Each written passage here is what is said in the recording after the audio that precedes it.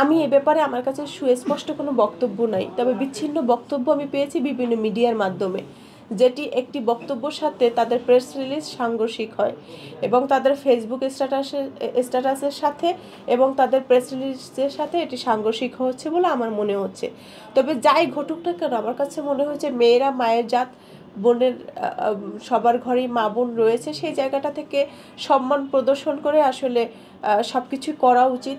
তো আমার কাছে মনে হয় যে মেয়েদের আরেকটু সচেতন হওয়া উচিত, কারণ এই দেশে পুরুষ শাসিত সমাজ, এই সমাজে আসলে একটা নারীকে নানা প্রতিবন্ধকতার মধ্য দিয়েই কিন্তু একটা জায়গায় পৌঁছাতে হয়। তো সে জায়গাটা যদি পৌঁছায়, তো তাহলে সেই জায়গাটা ধরে রাখাটা অনেক কঠিন। একটা কথা আছে, স্বাধীনতা করার থেকে স্বাধীনতা রক্ষা করা কঠিন।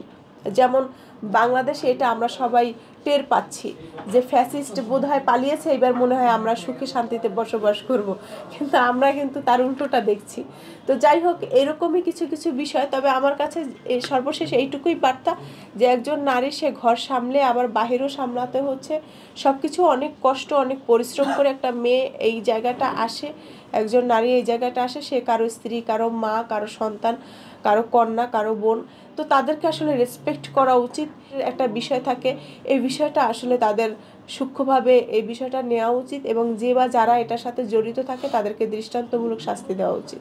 ইতিমধ্যেই আমি সেটি বলেছি, তারপরও আমি আপনাকে আবার ক্লিয়ার করছি। সেটি হচ্ছে যে আমার দল নিয়ে আমি অলরেডি আমার লক্ষ্য উদ্দেশ্য বলেছি। তারপরও আমি যেটি বলতে চাই যে দেখুন, এই শেখ হাসিনার সময়টায় কোনো রাজনৈতিক দল আসলে ওইভাবে করে রাজনৈতিক অঙ্গনে রাজনীতি চর্চা করতে পারেনি।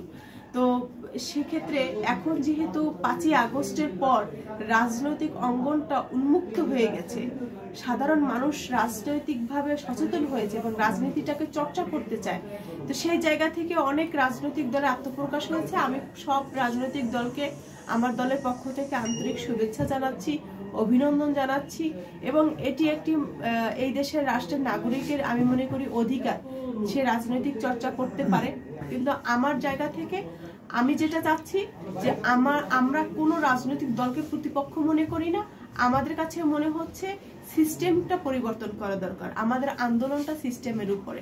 সেই আন্দোলনটা কিরকম, ধরেন এই যে দুর্নীতির বিরুদ্ধে, তারপরে আমলাতান্ত্রিক যে জটিলতা, তারপর জুডিশিয়াল যে কিছু ব্যাপার থাকে, মানুষকে হয়রানি করানো হয়, এই কিছু কিছু বিষয় আমরা আলাদা আলাদা করে রেখেছি।